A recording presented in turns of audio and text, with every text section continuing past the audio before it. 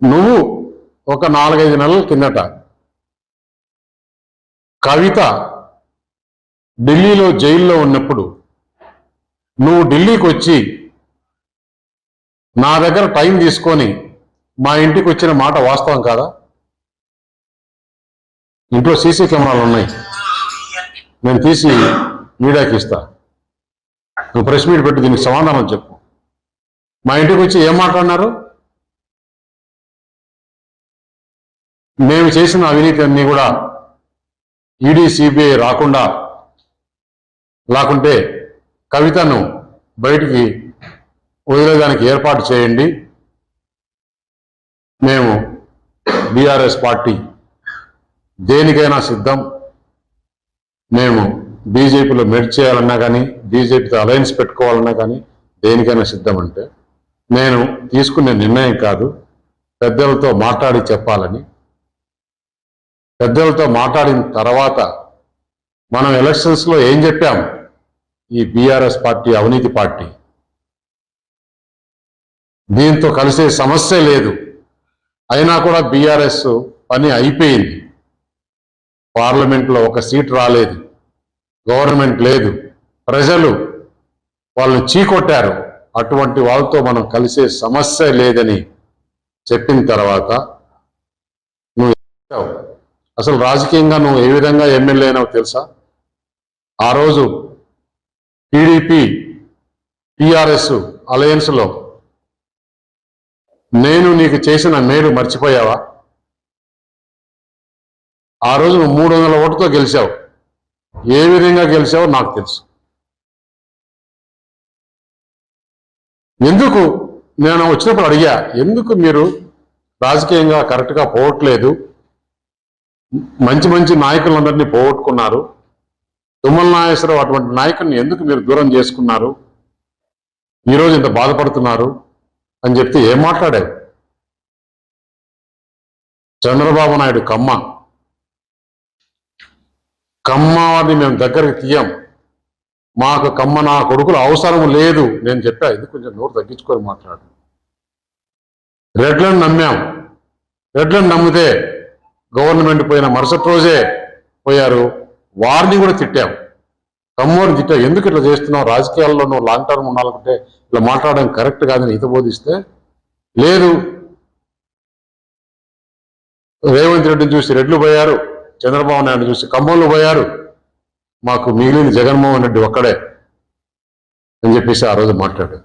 జగన్ కోసం దేనికైనా మేము ఉంటాం అని చెప్పి మాట్లాడి ఈరోజు ఎందుకు బాధ ఆయనకి? రేపు మళ్ళీ బీజేపీ టీడీపీ తెలంగాణలో ఏమన్నా అలయన్స్ పెట్టుకుంటారేమో, పెట్టుకుంటే బీఆర్ఎస్ పుట్టగతులు ఉండవు అనే ఉద్దేశంతో నా పైన, అది బీజేపీ టీడీపీ పొత్తు పెట్టుకుంటున్న ఉద్దేశంతో నీకు ఎక్కడో భయం పుట్టుకొని కాంగ్రెస్ బీజేపీ నెక్సెస్ అంటాడు. కాంగ్రెస్ బీజేపీ నెక్సెస్ అంటే ఎవరన్నా దేశంలో ప్రపంచంలో నమ్మేవాళ్ళు ఉన్నారా? కాంగ్రెస్ కు బీజేపీ ఎంత దూరం? కాంగ్రెస్ విధానాలకు అగనెస్ట్ గా పుట్టిన పార్టీ బీజేపీ. గత 2-3 రోజులుగా కేటీఆర్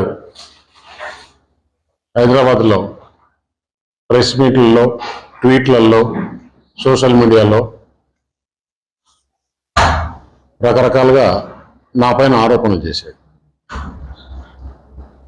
నేను కూడా ఏనుగు పోతుంటే కుక్కలు మరుగుతుంటాయిలే ఎందుకు అని వదిలేశా. కాకపోతే ఎక్కువ అయిపోయింది. అతను అన్నాడు 2 ఆరోపణలు. ఒకటి, తెలంగాణకి ఏదో లోన్ ఇప్పిస్తే దానికి నెక్సెస్గా నాకు వర్క్ ఇచ్చారు.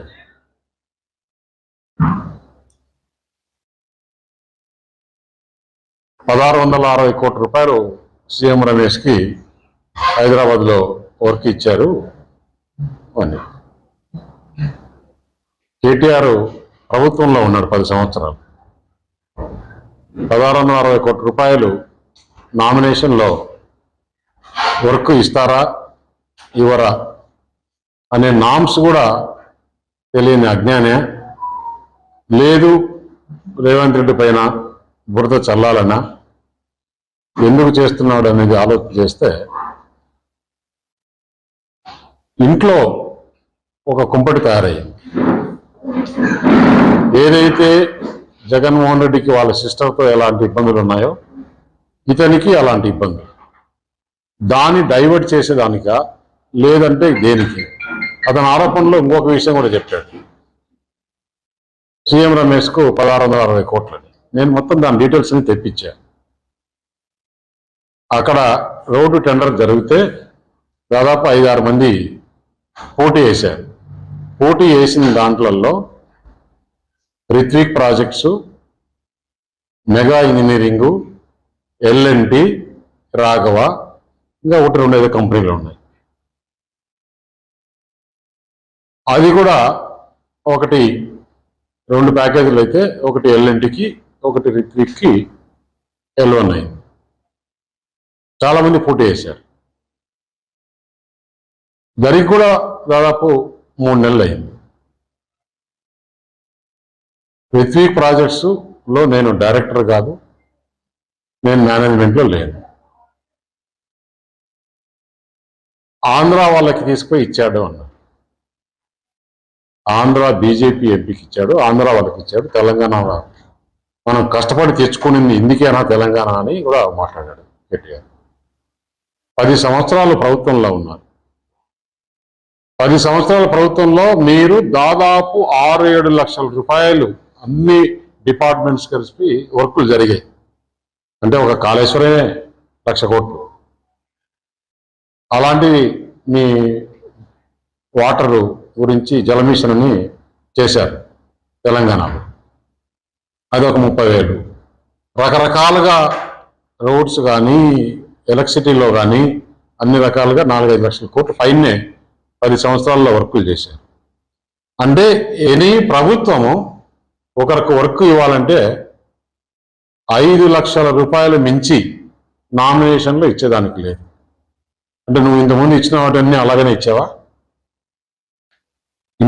ఇన్ని వర్కులు నీ ఇష్టంతో నువ్వు ఎవరనుకుంటే వాళ్ళకి ఇచ్చేసావా?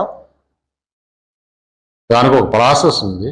టెండర్లు పిలుస్తారు, ఎవరు తక్కువ కోట్ చేస్తే వారికి ఇచ్చే ఆ మాత్రం జ్ఞానం కూడా లేకుండా నాకు రేవంత్ రెడ్డి తెలంగాణ ముఖ్యమంత్రి స్నేహితుడని నాకు వర్క్ ఇచ్చినారని చెప్పేదానికి అయింది కదా. మరి మీరు ప్రభుత్వంలో ఉన్నప్పుడు ఇదే రిత్విక్ ప్రాజెక్ట్స్ తుపాకులు కూడా 2,000 కోట్ల రూపాయలు పనిచేసింది. అప్పుడు మీరు ఇచ్చారా? ఏం మాట్లాడుతున్నావు? ఎందుకు మాట్లాడుతున్నావు?